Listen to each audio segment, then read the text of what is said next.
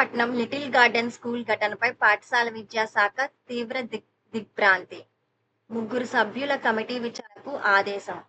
విశాఖపట్నంలోని little garden స్కూలులో minor విద్యార్థి మృతి చెందిన ఘటన అత్యంత దురదృష్టకరం మరియు బాధాకరం.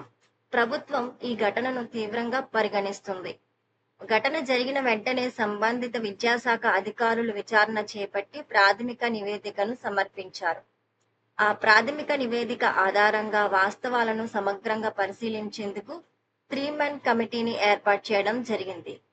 ఇందులో Visakhapatnam regional joint director RJD, జిల్లా విద్యాశాఖ అధికారి డిఈఓ మరియు రెవెన్యూ డివిజనల్ ఆఫీసర్ ఆర్డీఓ సభ్యులుగా ఉంటారు.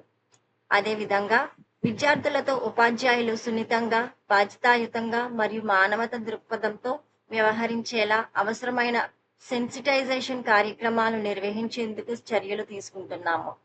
విద్యార్థుల భద్రతకు ప్రభుత్వం అత్యంత ప్రాధాన్యత ఇస్తుంది. ఇలాంటి ఘటనలను పునరావృతం కాకుండా అవసరమైన అన్ని చర్యలు తీసుకోవాలని సంబంధిత అధికారులను ఆదేశించడం జరిగింది. 3 మెన్ కమిటీ నివేదిక ఆధారంగా తదుపరి తగిన చర్యలు తీసుకోబడతాయని తెలియజేయడమైంది. పాఠశాల విద్యాశాఖ, ఆంధ్రప్రదేశ్.